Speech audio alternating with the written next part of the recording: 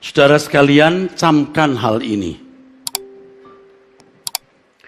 Ketika seseorang memiliki banyak kesenangan dalam hidup, dia tidak memiliki perasaan krisis terhadap fakta kekekalan.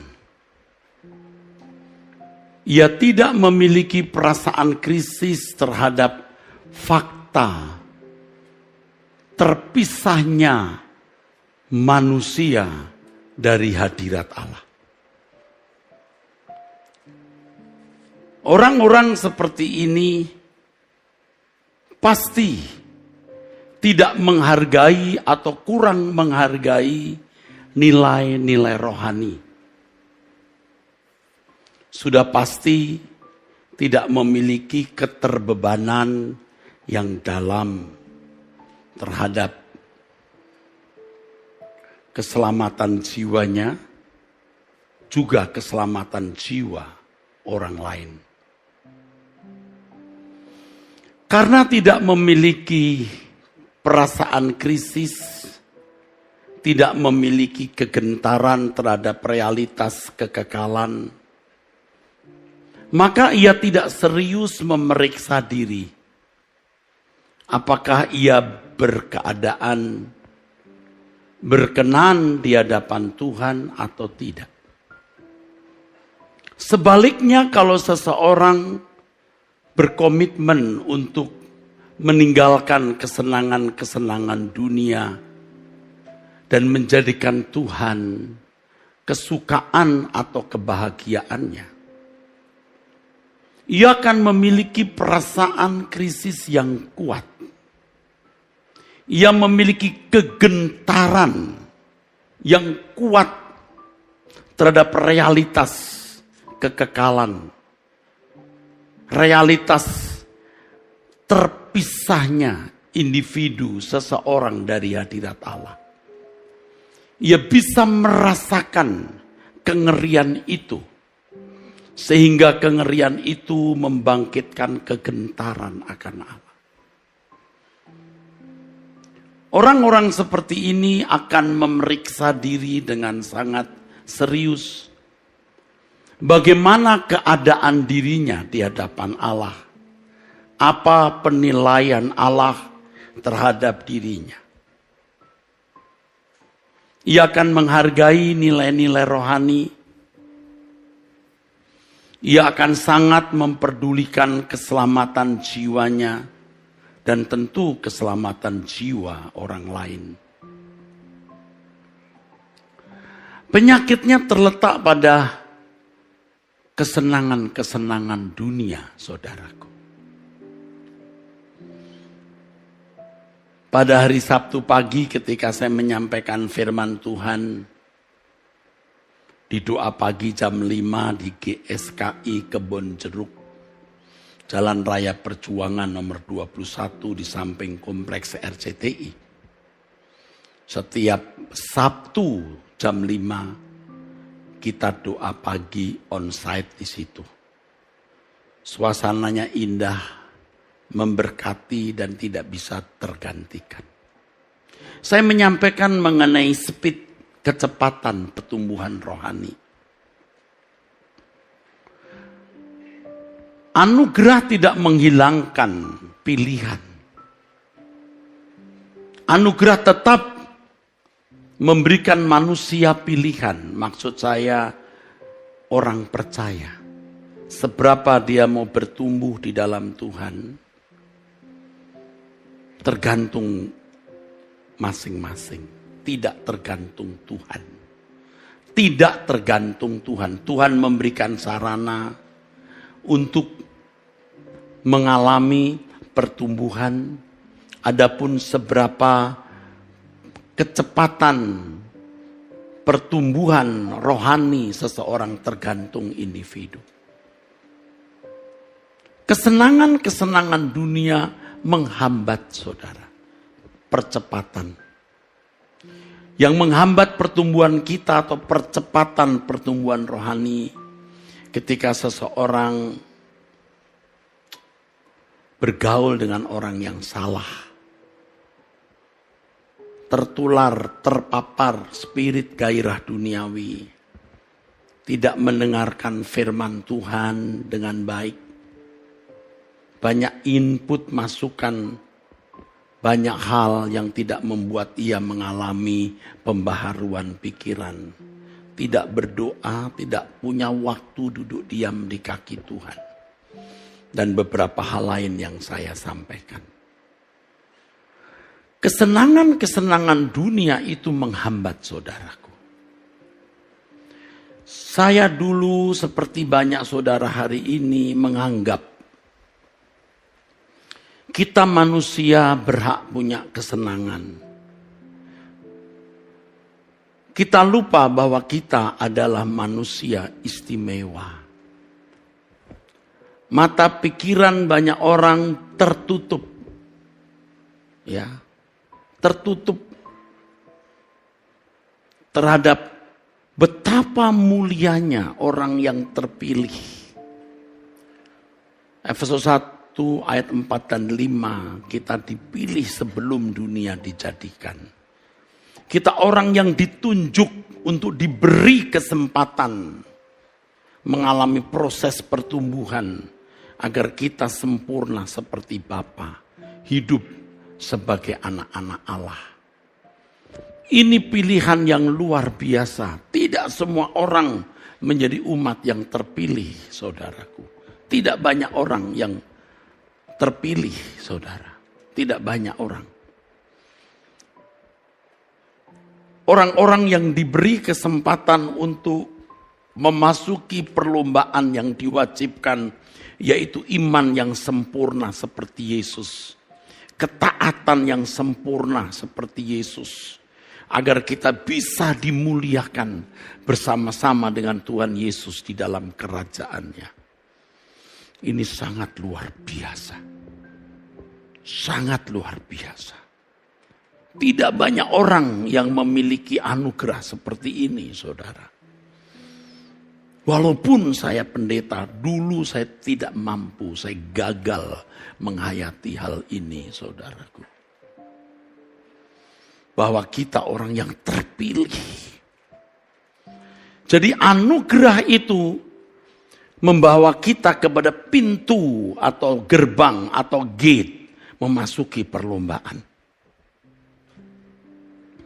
Anugerah itu memberi kita kesempatan cuma-cuma untuk bertumbuh menjadi manusia unggul seperti rancangan Allah semula. Dan tidak semua orang mendapatkan kesempatan ini, saudaraku. Tuhan Yesus mati untuk semua orang, termasuk untuk kita orang Kristen. Tetapi tidak semua orang memiliki kesempatan memperoleh anugerah untuk masuk dalam perlombaan ini, saudara. Nah, kita orang-orang istimewa. Dulu saya tidak menyadari, walaupun saya pendeta. Ironis sekali, saudara. Tapi perjalanan hidup membuat saya sadar. Siuman, Tuhan bukakan pengertian ini, saudara. Kesenangan-kesenangan itu menghambat. Bayangkan, saudaraku, kesenangan-kesenangan yang tidak memiliki gema panjang. Minggu lalu saya menjelaskan mengenai layang-layang. Waktu kita masih kanak-kanak, masih remaja, main layang-layang. Ternyata itu tidak ada artinya. Demi barang itu hampir kita punya mata buta, berkelahi, dan lain sebagainya. Setelah kita dewasa, waduh, apa artinya layang-layang? Ini serius. Suatu hari nanti ketika kita menutup mata, kita juga akan melihat betapa tidak berartinya kesenangan-kesenangan sesaat yang membuat kita kehilangan kesempatan-kesempatan besar untuk bertumbuh. Ya, kita menahan, kita mengurangi speed bertumbuh, bahkan bisa menggagalkan, saudara. Karena kita menganggap kesenangan itu wajar. Kita memilih jalan ke tempat tertentu, melakukan sesuatu daripada ke gereja. Kita lebih senang menikmati sesuatu daripada kita berdoa dan membaca Alkitab, juga daripada mendengarkan khutbah. Saya mengajak semua saudara bertekad untuk memiliki satu dunia. Dunia kita itu hanya Tuhan. Toh kita juga sementara waktu hidup, saudaraku. Ya, kerja keras boleh, sibuk bekerja mesti, tapi jangan terikat dengan kesenangan-kesenangan dunia. Amin. Makin saudara kurangi kesenangan, makin cepat. Kalau kita bisa melepaskan semua kesenangan, remblong. Bablas ke langit baru, bumi baru. Langit baru, bumi baru. Saudara sering dengar dan mungkin mengucapkannya. Tapi seberapa saudara betul-betul tergairahkan oleh realitas langit baru, bumi baru? Tergantung. Masih berapa banyak kesenangan yang kau miliki? Semakin kau menanggalkan semua kesenangan yang tidak membuat engkau bertumbuh dalam Tuhan, semakin kau merindukan langit baru, bumi baru. Semakin menghayati betapa dahsyat kengerian terpisah dari hadirat Allah itu. Jadi hal ini tidak bisa dibuat-buat, saudaraku. Saudara tidak bisa berkata, kurindukan bertemu Tuhan. Tapi kalau saudara tidak sungguh-sungguh menanggalkan kesenangan, tidak bisa. Saudara harus sampai berkata, aku tidak punya apa-apa lagi Tuhan. Hanya Engkau yang kumiliki. Secara de jure, secara legal, saudara punya rumah, mobil, uang. Tapi saudara menganggap itu tidak bernilai karena sudah tidak menjadi kesenanganmu. Engkau memuliakan Allah. Kalau masih engkau menganggap sesuatu berharga dan itu signifikan membahagiakan hatimu dan memberi kesenangan, engkau berzina. Engkau tidak setia kepada Tuhan demi nama Tuhan Yesus. Itu bahaya untuk kekekalanmu. Boleh tepuk tangan. Dan banyak saudara yang sudah tersesatkan oleh dunia ini. Tidak salah jadi orang kaya. Tuhan memberikan porsi kepada kita masing-masing berbeda. Tapi jangan terikat di situ.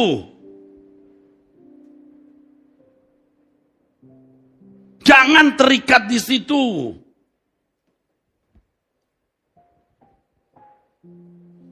Pagi hari ini ketika saya bangun tidur, ketika saya buka mata, jam 4:30 pagi tepat, kalimat pertama yang muncul di pikiran saya adalah, aku akan mati.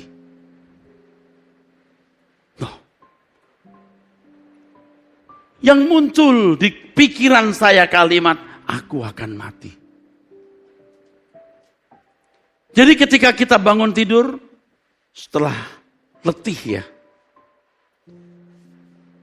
saya sempat berolahraga sore harinya. Sekian ratus kalori saya bakar, jadi tidurnya nyenyak. Begitu bangun, aku akan mati. Maksudnya, aku harus mempertanggungjawabkan apa yang kulakukan dalam hidup ini. Ketika saudara menutup mata di bumi ini, jantung saudara berhenti berdetak, nadi saudara berhenti berdenyut, tidak ada nafas hidup di paru-paru saudara, saudara seperti terbangun. Betapa mengerikan kalau saudara pada waktu bangun dari tidur kematianmu, masuk kekekalan, engkau didapati bercela di mata Allah. Betapa mengerikan itu. Jadi saya mengajak saudara untuk fanatik dengan Tuhan. Ekstrim, penuh. serius berurusan dengan Allah, bukan hanya kita ke gereja, tetapi kita menghayati keberadaannya setiap saat. Mempertimbangkan perasaannya, apakah yang kita lakukan itu menyenangkan Tuhan atau tidak. Dan memperkarakan apa yang Dia rancang dalam hidupku untuk kupenuhi. Itu baru serius. Kalau hanya ke gereja, itu belum serius. Standar seriusnya adalah Anda tidak memberi ruangan apapun untuk siapa-siapa.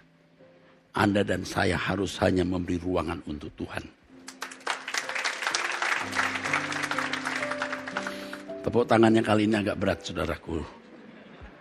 Berapa harganya seluruh hidupmu? Saudara belum melihat kemuliaan Allah. Saudara belum melihat kemuliaan Allah. Kalau saudara tekun berdoa, duduk diam di kaki Tuhan, menantikan Tuhan, saudara akan bisa merasakan sedikit dari kedahsyatan kemuliaan Allah.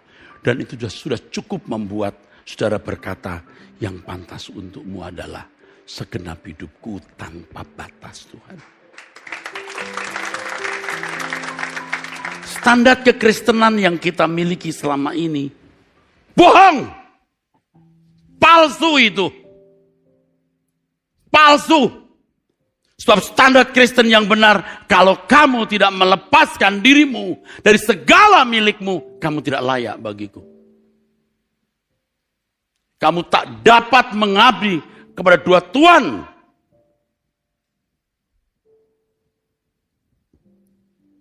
Kita kompromi dengan dunia. Pendeta juga takut bicara apa adanya seperti ini. Karena dia sendiri belum menyalipkan daging. Saya belum sempurna, saudara. Tapi saya belajar untuk menyalipkan daging. Saya serius mau mati.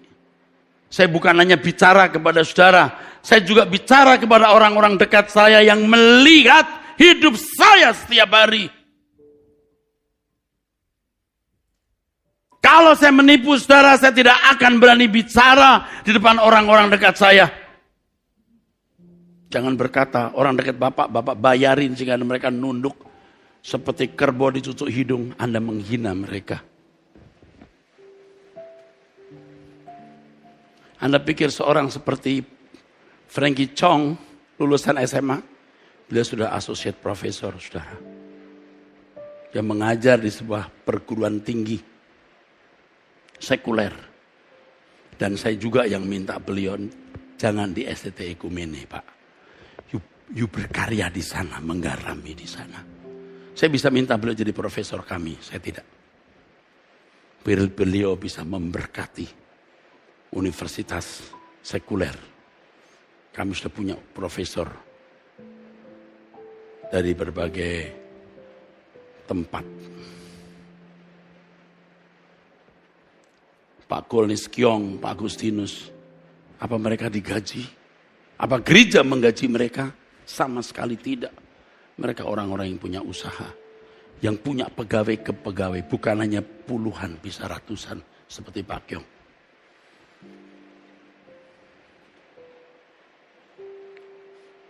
Jadi jangan berkata, ini orang yang dibayar lalu nurut. Apakah yang suka pegang iPad saya mengantar saya ke depan, belum memiliki satu perusahaan? Apakah bisa saya bayar? Mereka juga melihat hidup saya. Di samping saya, apa yang saya ngomong, apa yang saya bisikkan, langkah saya dibaca. Tapi kalau orang memang sudah tekad mati, nggak takut saudara. Aku mau mati. Aku mau hidup untuk Tuhan. Aku belum sempurna, tapi aku mau sempurna. Kalau aku tidak serius, bagaimana aku mengajak orang lain serius? Tidak bisa main-main lagi di dunia kita yang jahat ini, saudara. Kalau Anda jalan lambat, iblis raih saudara. Tarik saudara. Tapi engkau punya kecepatan tinggi, dia tidak bisa meraih saudara. Kalau Anda jalan lambat, teman-temanmu pun bisa meraihmu, mempengaruhimu, berteman, bersahabat. Tapi kalau engkau berjalan cepat, dia tidak akan mampu ikuti jalanmu. Dia tidak akan bisa mengerti mengapa orang ini begini. Dia tidak bisa bergaul denganmu. Dan kau harus rela kehilangan mereka. Tapi kalau jalanmu lambat, engkau hidup wajar seperti manusia lain. Mereka bisa meraihmu. Mereka bisa pengaruhi. Mereka bisa bersahabat, berteman. Bisa cun dengan saudara. Setan bisa meraih saudara. Tapi kalau engkau bertumbuh cepat, setan gak bisa meraih saudara. Anda cepat. Temanmu tidak bisa meraihmu. Tidak bisa mengajak engkau jalan bersama. Karena engkau jalan dengan Tuhan. Selain itu saudara, kalau ditinjau dari dimensi lain, engkau masuk dimensi yang berbeda. Engkau ada di kawasan yang lain. Kalau dulu bisa bicara kongko nyambung, sekarang udah gak bisa. Karena Anda di kawasan yang berbeda. Another realm. God's dimension. God's dimension.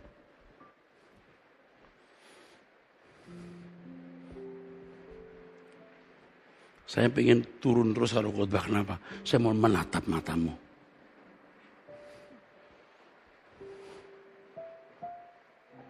Ini bukan lagi khotbah seperti zaman dulu di mimbar. Saudara-saudara, sebangsa dan setanah air. Ini sudah harus hati ke hati. Ayo kita lari dari dunia ini. Ayo kita lari. Nah, ketika saya melek, aduh Tuhan, aku akan mati. Aku akan mati Tuhan. Aku harus didapati berkenan. Kenapa kita tidak memiliki kepastian kalau bertemu Tuhan itu benar-benar kita tidak punya salah lagi? Kenapa tidak mulai sekarang? Kok kita masih mau gambling, spekulasi?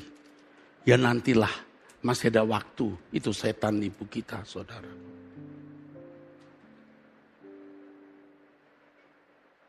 Kalau saudara seorang kontraktor yang harus menyelesaikan bangunan. Ini ilustrasi sudah saya sampaikan beberapa kali. Misalnya tanggal 1 Januari 2023 harus sudah selesai.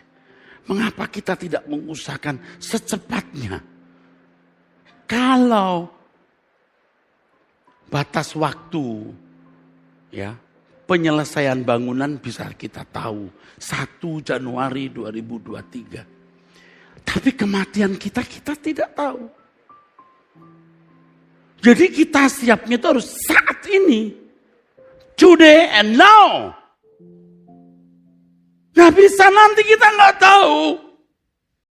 Kalau deadline dari pekerjaan yang kita miliki di bumi ini, deadline mengerjakan tugas, deadline membangun gedung, ya, deadline menyelesaikan pajak, tahu waktunya.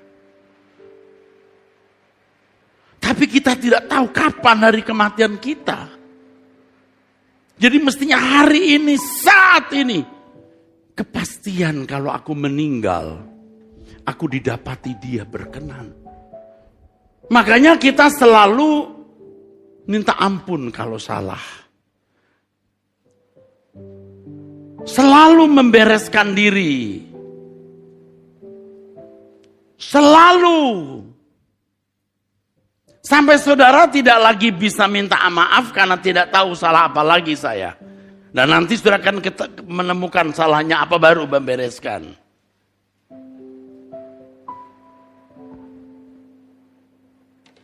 Sebab kalau anak umur 2 tahun masih ngompol, kadang-kadang orang tua masih ya oke deh. Nggak boleh mestinya nak, kamu sudah 2 tahun kok ngompol, tapi ya udah.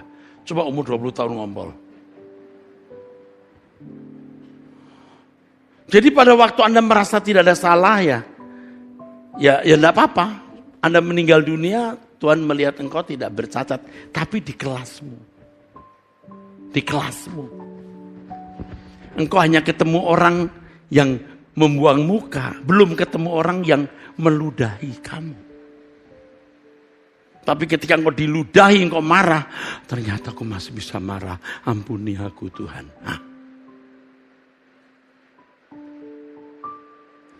Anda bersama saya? Jadi kita tidak berbuat salah itu bukan berarti sudah sempurna loh. Karena belum ada tantangan, pencobaan, impuls, rangsang dosa dari luar. Belum. Maka makin panjang waktunya itu makin banyak pencobaan, makin tinggi kelas kita. Jadi kalau saudara misalnya soal 10 tidak bisa selesai, bagaimana soal 100? 10 diselesaikan dulu, sempurna. Nanti diberi soal lagi 15 bisa, 20 bisa, sampai 100. Kalau Tuhan Yesus mungkin 1000. Ini ilustrasi saja. Nah banyak orang Kristen itu sesat. Sudah punya anugerah selamat. Anugerah itu punya beberapa dimensi. Satu pembenaran diantaranya ya, ini mesti saya bicara sekitar dogma ya. Tapi ini untuk saudara secara praktis dibenarkan itu dimensi. Pertama bisa. Pintu gerbang tadi untuk masuk perlombaan.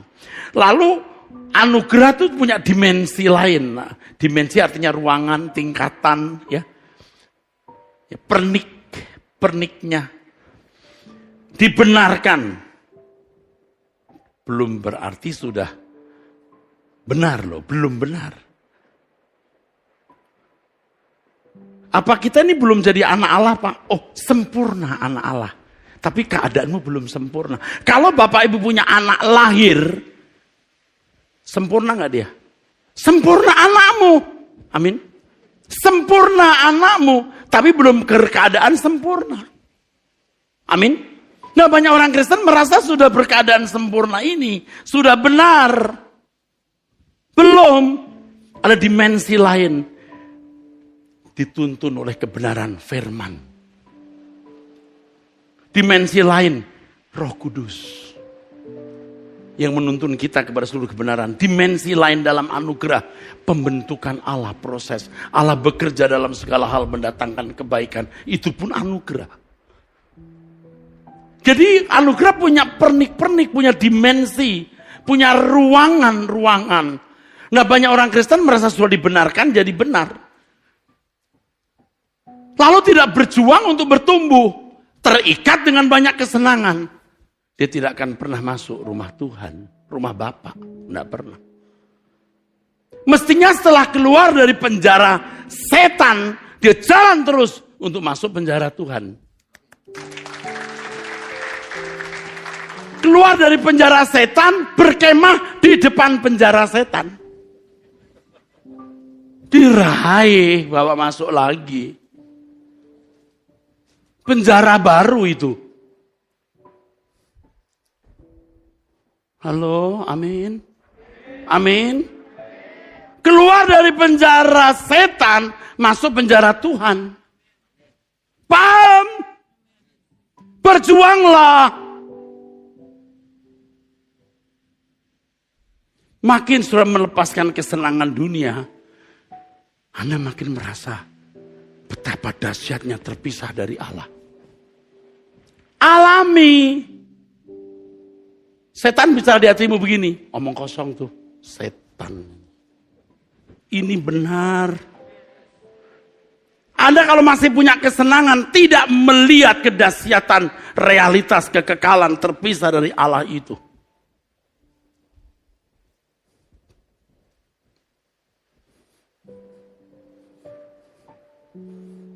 Jadi punya pernik-pernik saudaraku. Makanya sebagai orang Kristen itu luar biasa. Karena diberi fasilitas kebenaran yang membawa kita kepada kelepasan kemerdekaan yang sejati. set you free. Kebenaran itu membebaskan. Membebaskan di sini bukan dalam arti secara de jure saja, tapi de facto. Keluar dari penjara setan secara de jure. Secara de facto masih terikat. Masih bisa balik. Seperti orang Israel mau balik ke Mesir. Paham gak? Dia harus jalan terus. Anda semakin banyak berdoa, makin banyak mendengar firman Tuhan, makin banyak ke gereja ini, makin banyak tatap muka, makin banyak ikut doa puasa, Anda punya percepatan tinggi, akselerasi Anda itu luar biasa. Coba Anda sebulan, 2 bulan, 3 bulan enggak ke gereja, tidak mendengar khutbah, tidak doa, you bisa berasa enggak? Nah, malangnya ada orang yang tidak sungguh-sungguh mencari Tuhan, enggak merasa berdosa tuh, enggak merasa salah, udah, dia dikurung oleh setan. Jadi kitalah yang harus mesti mempertimbangkan hal-hal yang membuat saya betah di bumi itu apa. Apa yang membuat saya betah di bumi ya? Tuhan Yesus berkata, di mana aku ada, aku mau kamu ada. Tapi kita tidak ingin di mana Tuhan Yesus ada. Lah itu kan namanya tidak setia, saudaraku. Loh, saya juga melewati tahun-tahun di mana saya sebenarnya tidak ingin juga di mana Tuhan ada, kecuali mati. Ya udah, Tuhan mau kau sama kamu deh, daripada ke neraka. Itu berarti tidak cinta. Kalau kita cinta, kita tidak feel at home di dunia ini, saudaraku. Setiap kali kita mulai melepaskan kesenangan-kesenangan, saudara, ya, kita makin merasakan kengerian api kekal, saudara. Wah, Tuhan, selamatkan aku, Tuhan. Tolong aku, Tuhan, untuk hidup tidak bercacat, tidak bercela. Dan saya seperti maaf ya Tuhan, seperti meliciki Tuhan juga saya. Saya itu seperti meliciki Tuhan, tapi tidak bermaksud meliciki. Saya bilang, aku janji hidup suci, Tuhan. Aku janji meninggalkan semua kesenangan dunia. Aku janji memberikan segenap hidupku. Tapi tolonglah aku untuk memenuhinya. Paham maksudnya? Saya tahu dia pasti akan menjawab doaku dan mengabulkan. Karena ini berkenan. Oh, so tinggi-tingginya, sehebat-hebatnya saya berjanji. Senekat-nekatnya saya berjanji. Tapi setelah itu, tolonglah Tuhan aku untuk memenuhinya. Halo, Anda masih bersama saya enggak? Saya tahu saya tidak mampu. Saya seperti menjebak Tuhan. Tapi tidak, aku mencintai Engkau Tuhan. Aku tidak mau menyakiti hatimu. Dan Tuhan senang yang begini. Itu kan tekad kita. Tekad kita. Bukan mau sombong. Mati kita kalau kita masih hidup di dalam dosa dan kesenangan dunia.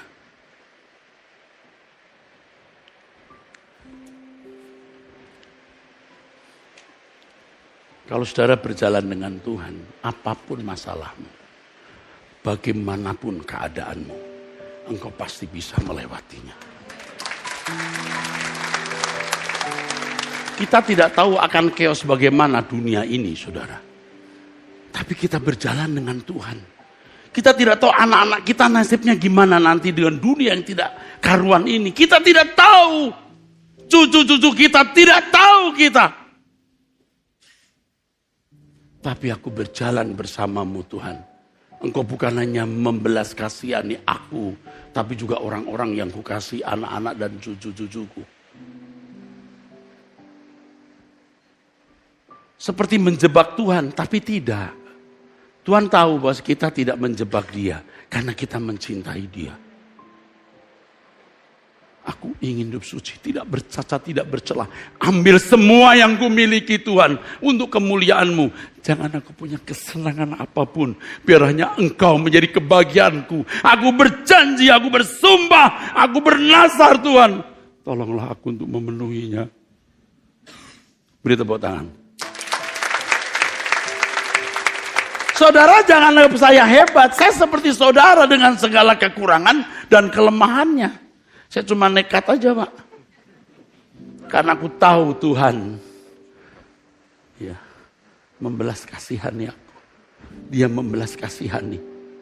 Dan aku pakai anugerahnya untuk tidak kusia-siakan.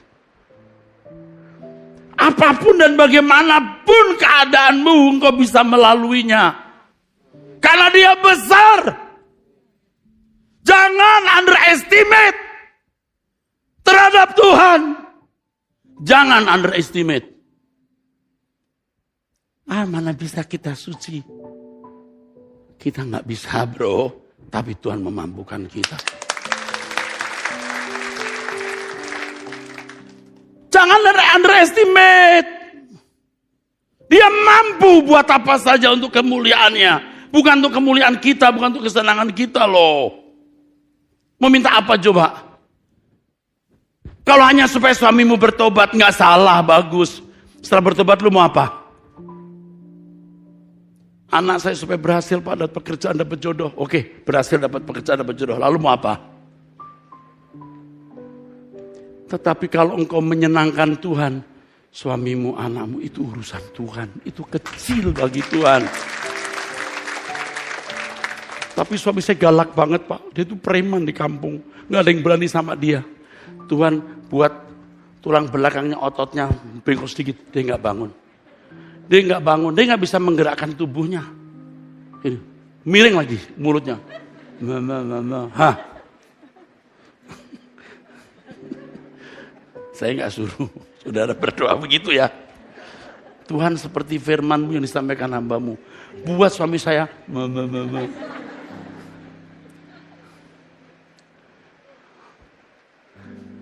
Nggak bisa lawan Tuhan. You pasti terancam, disakiti orang. Nggak bisa lawan Tuhan. Jangan lawan Tuhan. Orang yang sekarang lawan Tuhan, lu kayaknya aman-aman. Hati-hati loh. Kamu lawan Tuhan sepertinya kamu aman. Sepertinya. Kamu maki-maki Tuhan depan mall nanti. Kamu nggak disambar geledek. Tapi tunggu. Saya bukan ngancam. Saya nakut-nakutin aja. Karena kamu akan celaka. Amin. Tuhan itu besar. Tuhan itu dahsyat. Dahsyat. Makanya kita punya gereja harus lengkap. Doktrin ada, karunia roh ada, mujizat ada. Harus ada. Kemarin ada seorang datang seminggu yang lalu, Pak. Ada kanker, Pak, saya. Waduh, anaknya masih kecil. Waduh. Doa. Ketemu kemarin 2 hari yang lalu. Pak, kanker saya hilang, Pak. Wah, tapi saya sudah mengerti. Nggak mustahil bagi Tuhan. Oke, tapi aku minta fotonya ya, saya bilang. Minta fotonya. 3 minggu yang lalu saya di Surabaya. Pasti yang punya kesaksian ikut mendengar. Doa pagi saya berdoa untuk sakit mata. Matanya itu harus dioperasi. Begitu mau dioperasi, loh kok hilang ini? Nggak jadi dioperasi. Tidak ada barang yang mesti dibuang, udah hilang. Tadi dapat lagi yang mesti cuci darah ya Pak Kyong. Tidak cuci darah. Itu ajaib. Suatu hari nanti bulan November kita akan kehadiran seorang hamba Tuhan. Pendeta Yosafat. Memang beliau seorang yang Tuhan karuniai karunia kesembuhan. Ya, akan khotbah di sini. Tepuk tangannya ragu-ragu. Pak Eras sudah berubah. Kalau saya tidak berubah, yuk jangan ikut saya. Saya harus berubah. Kita harus terus berevolusi. Selama itu benar. Nanti bulan November kita akan kedatangan tamu pendeta Yosafat. Beliau tinggal di Malaysia atau Filipina kok saya jadi. Ya Pak? Malaysia. Tinggal di Malaysia.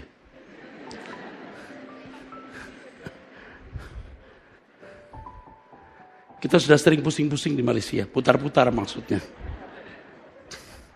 Malaysia. Ya kita dari Malaysia. Beliau mau khotbah di sini. Hari Jumat dan Sabtu bulan November tanggal berapa? 26, 27. Tapi hari pertama saya yang khotbah lalu beliau meneruskan. Saya sebenarnya bilang udah Bapak beliau aja gitu. Tapi enggak lah Pak Eras juga. Oh ya bolehlah. Siapa takut. Ini warung saya jadi saya mesti khotbah sedikit dulu ya. Entah 30 menit nah berapa lalu beliau meneruskan. Jadi saudara hadir. Beliau doa untuk orang-orang sakit dan mujizat sudah terjadi saudaraku di tempat ini. Lewat doa-doa kita. Tapi saudara tahu bahwa saya tidak ekstrim untuk hal-hal tertentu. Semua harus diajarkan. Amin. Semua harus diajarkan. Dan hari ini kita belajar meninggalkan kesenangan. Supaya Anda menghayati dahsyatnya kekekalan.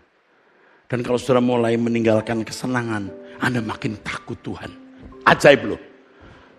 Ajaib. Anda gak bisa takut akan Tuhan kalau masih punya kesenangan-kesenangan dunia. Aduh, itu ajaib loh. Anda tahu kenapa saya khotbah ini? Saya baru mengalami. Di 2-3 tahun ini saya mulai meninggalkan kesenangan dunia. Aduh, takutnya kan Allah itu baru berasa gitu. Dulu takut juga, tapi enggak banget gitu. Paham maksudnya ya? Baru berasa, wah ngeri ini, ngeri. Marah mulai berasa. Dan saya mulai merasakan betapa berharganya nilai jiwa-jiwa. Maka saya membangun STT Ekumene ini. Tepuk tangan. Betul, berapapun harganya aku bayar, betapapun sulitnya. Menghargai jiwa-jiwa saudaraku. Dan herannya kita baru bisa mengerti rindu Tuhan itu apa itu. Kalau ada kalimat, ku pandang wajahmu gitu, nyet gitu. Mau pecah hati kita.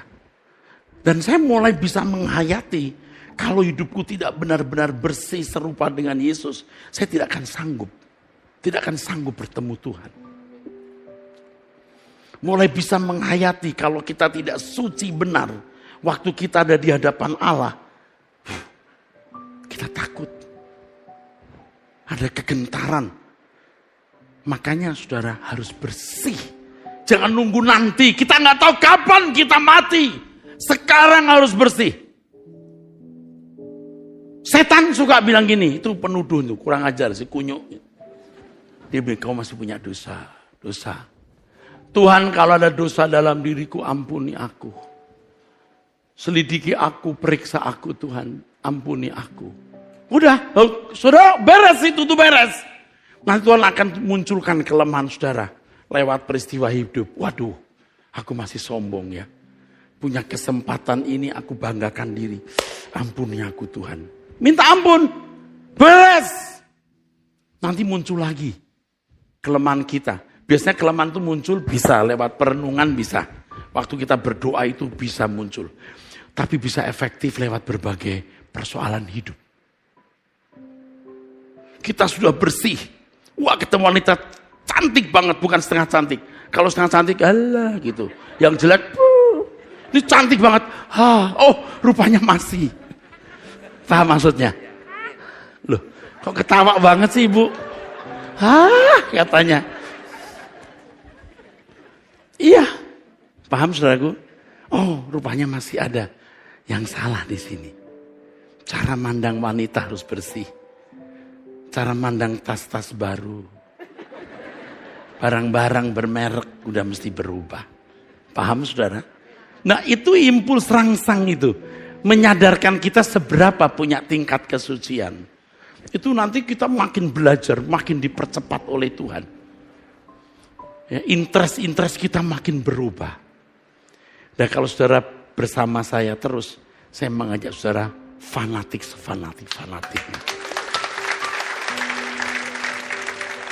Dan salah satu hal pentingnya saudara untuk menjaga kesucian dewasa ini soal media sosial.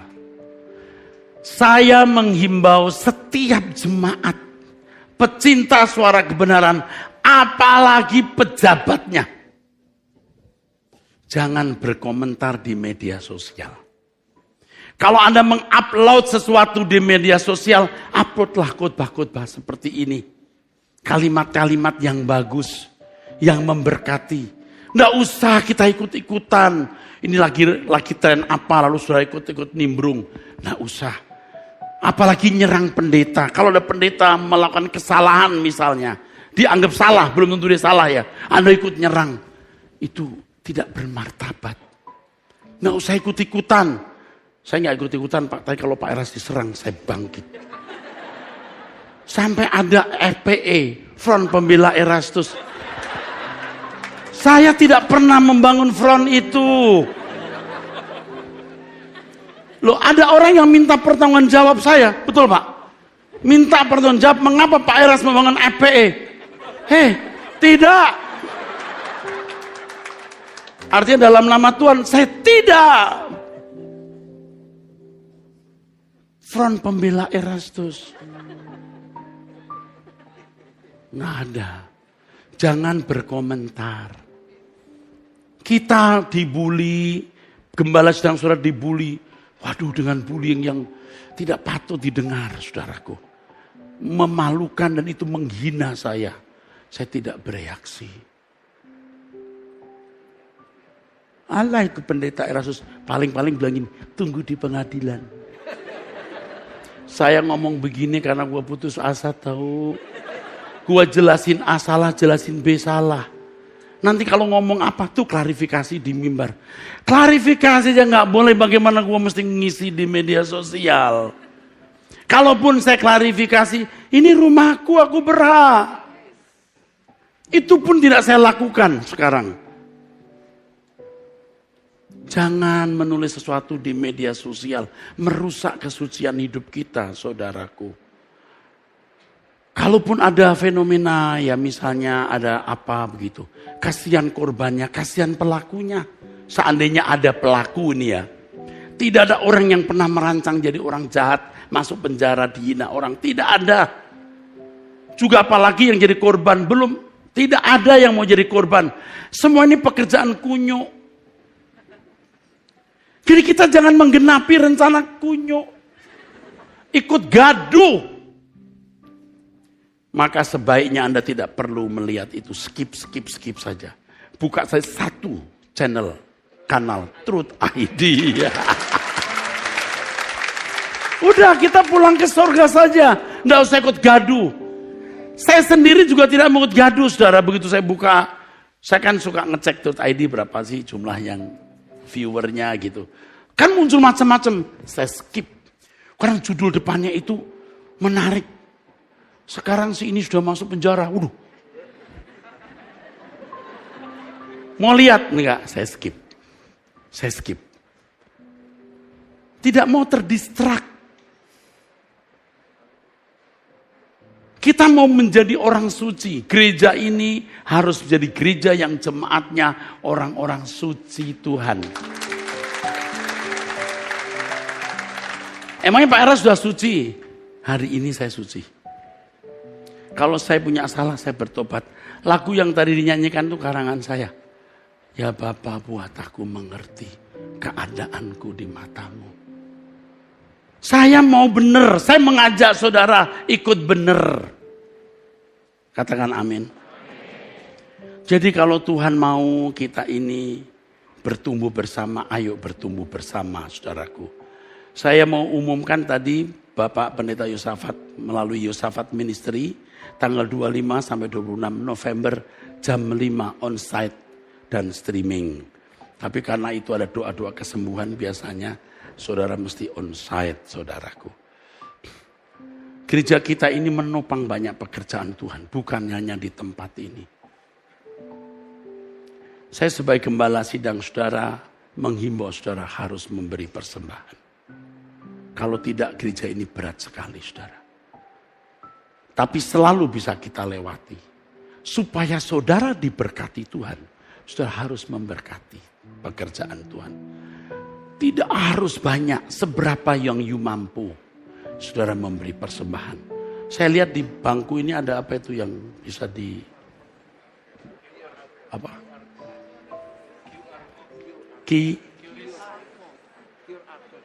Oh, yang mana itu?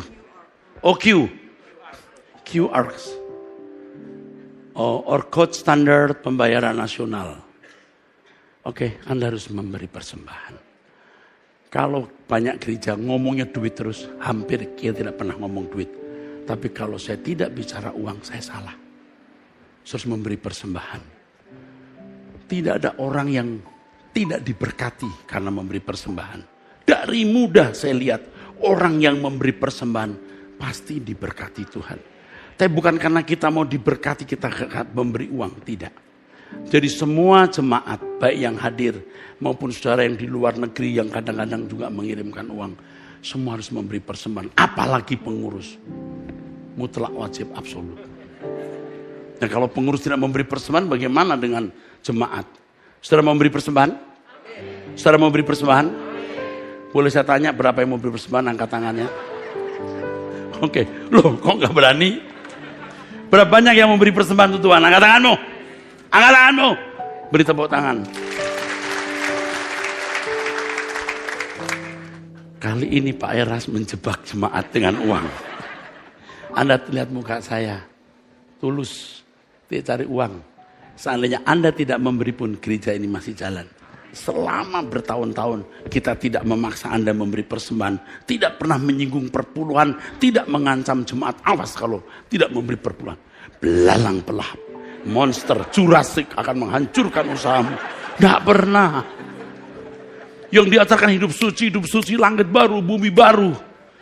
Orang-orang yang mencintai dunia bilang gini, aduh Pak, ke gereja Bapak itu cuma diajak mati. Lu gak gua ajak mati, lu mati. Tidak saya ajak mati, kamu mati loh. Kalau saya khotbah soal kolektor mesti dikeluarkan rekening banknya. Saudara, uang saudara tidak menjadi gaji saya. Demi Tuhan tidak menjadi rumah saya. Tidak jadi mobil saya. Tapi akan menjadi pekerjaan Tuhan. Demi Tuhan. Pak Kyong suka saya larang. Pak jangan pakai uang ini. Betul Pak? Uang ini jangan dipakai Pak. Pak, Bapak gak pernah terima uang biar dibayarin gereja. Jangan Pak, gereja sedang butuh. Saya ada berkat sendiri untuk ini. Betul Pak Kyong? Saya juga tidak sejahtera, saudara. Jadi kita harus memberi persembahan untuk pekerjaan Tuhan. Dan kita bersama-sama pulang ke surga. Amin.